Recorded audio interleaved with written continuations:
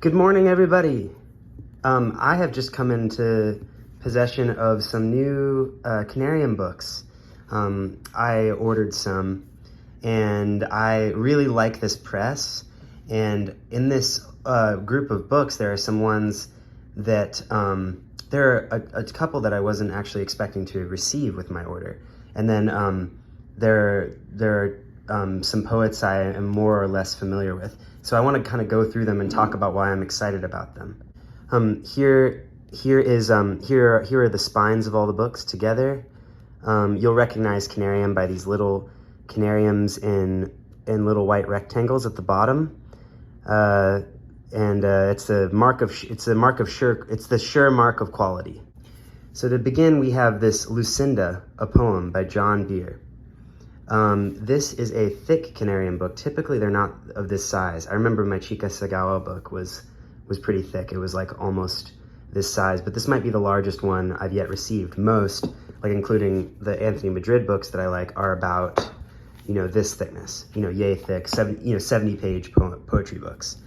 This is, let me take a look at this.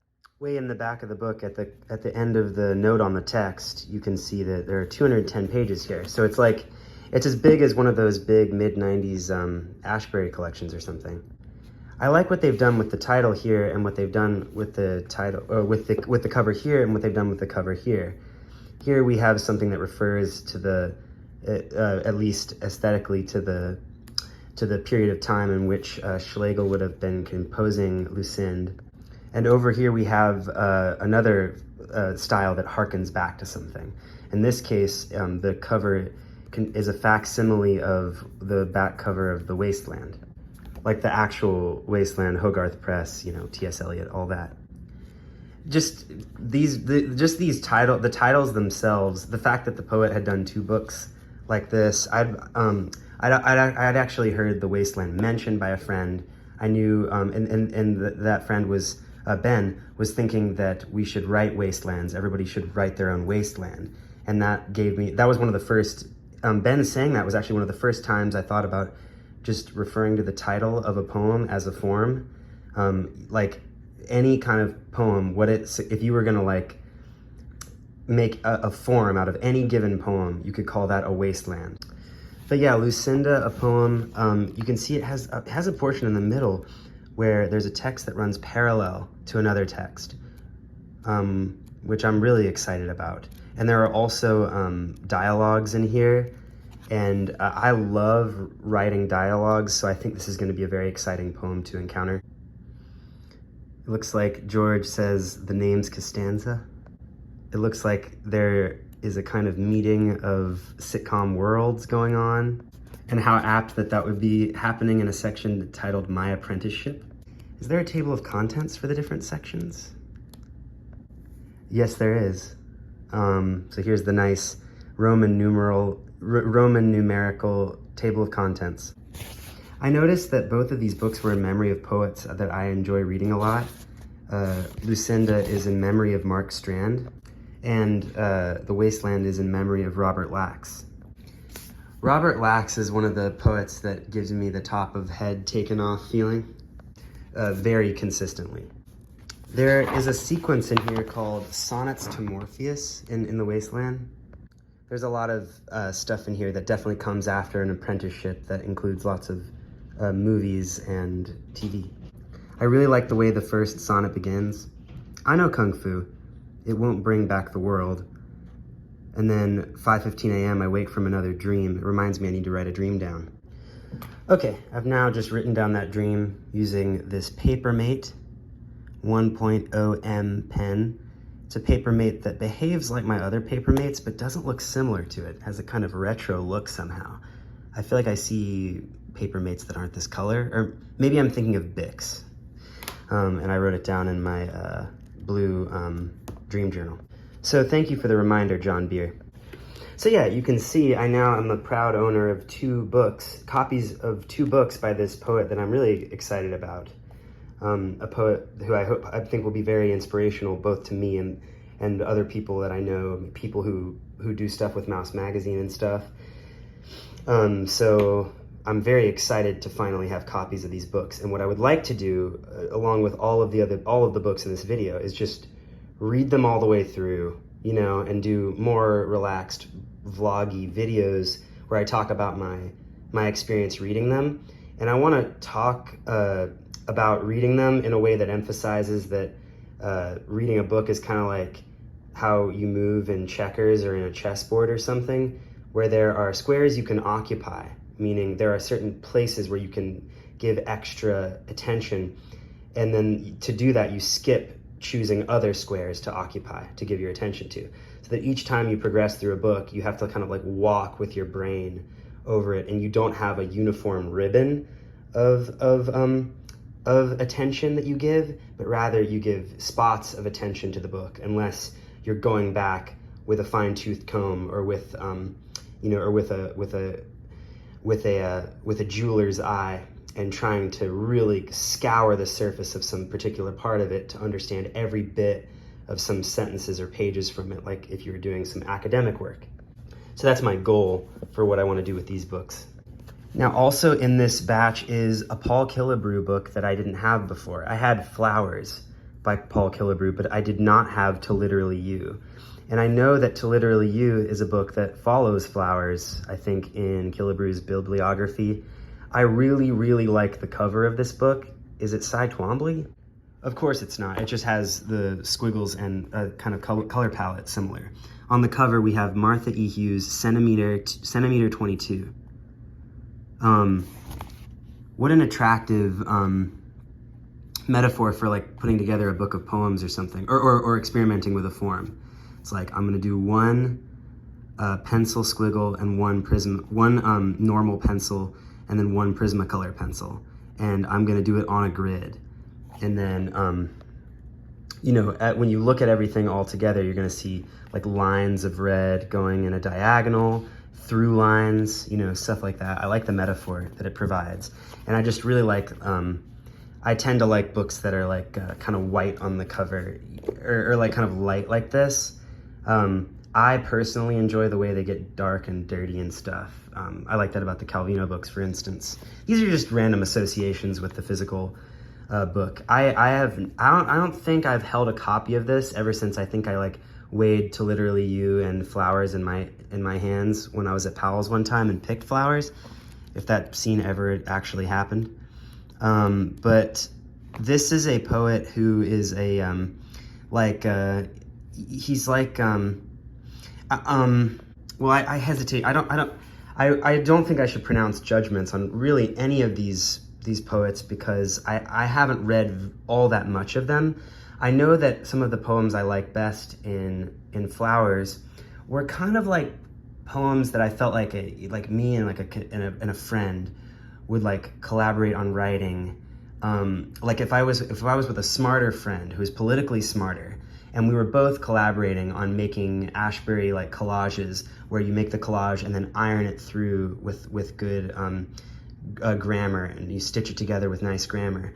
Like, some of the poems gave me that nice feeling. It felt like my head, like a musical head and a head for facts, coming together to iron out an Ashbury collage, and then I could look at it. It was like poems from like a recent future or something. I like them generally, and that's my kind of thing. I do like poems that you can, you know, recite, and I'm very excited to encounter the poems in To Literally You. I also like the title.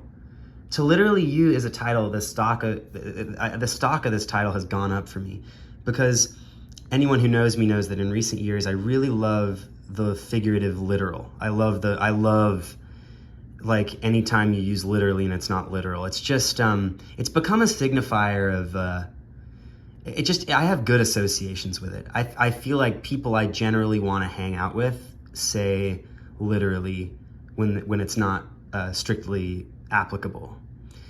And that might just be a luck thing. I happen to have lucked out and found people who use that at a time that I, you know, agree with. Or I luck, like the subset of people who do that a lot, who are also, and the subset of people who I like to hang out with has, you know what I mean? I've just found those people. And then lastly here we have Bugle by Tod Marshall and Consolation and Mirth by Klein. Klein writes plays at the Connecticut River Valley Poets Theater. That is very cool. And there's DVD compilation of videos by this artist. Amherst, Massachusetts. That's like a literary mecca. I also wanted to call out, before I continue talking about that, the John Beer books have good epigraphs too. Ishiguro, and then there's Jonathan Richman over here. I saw.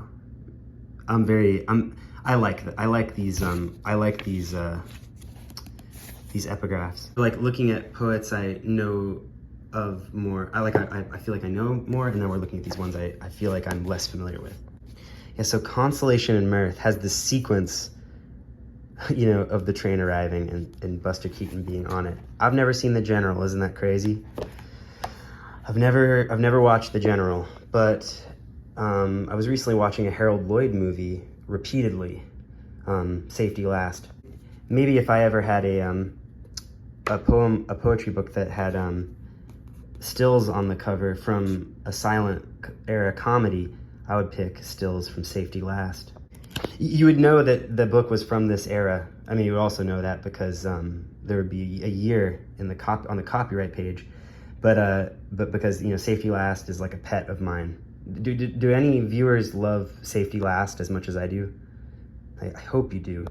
Little side note, anytime a book, a press has cities underneath it, I always think that's the coziest thing in the whole world.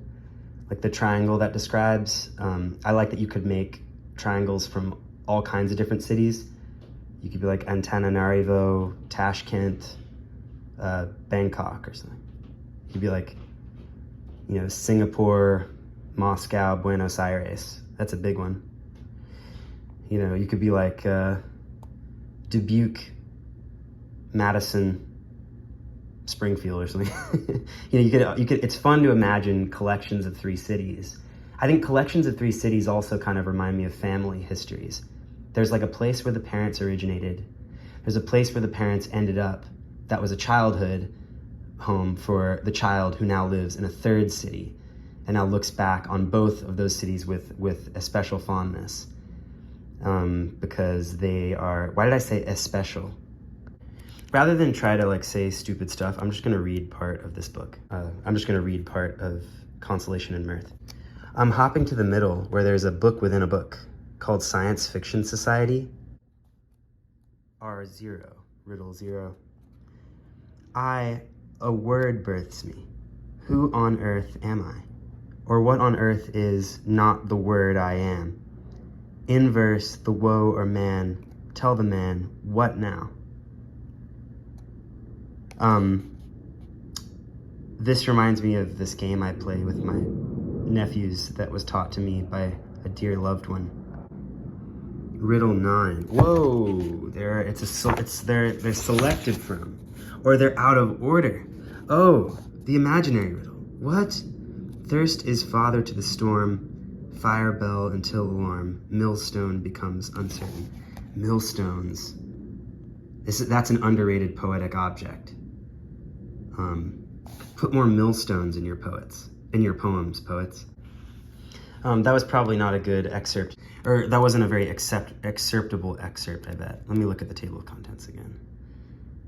Let's try line of reality. Line of reality. Fate is just an ocean, right? Humans left do anything. It seems like somewhere sleepy. Certainly the bedsheet left a screen for a start, like putting up your right hand to make right a rabbit heart or a lying man. Shadows before every left thing are huge, and dark folds, a material left to hide inside, to become bold. My time as pocket knife is coming to a close. It's not all right dying. Proceeding from my left hand, paper leaves, a paper doll cut, attention left desire. Is it right? Lighting up a vain mirror, right, mirror, sanity left. Period. I had to learn to lose my money, to gain trust, to brain disfavor, to lead the right cheer, not to be unseemly.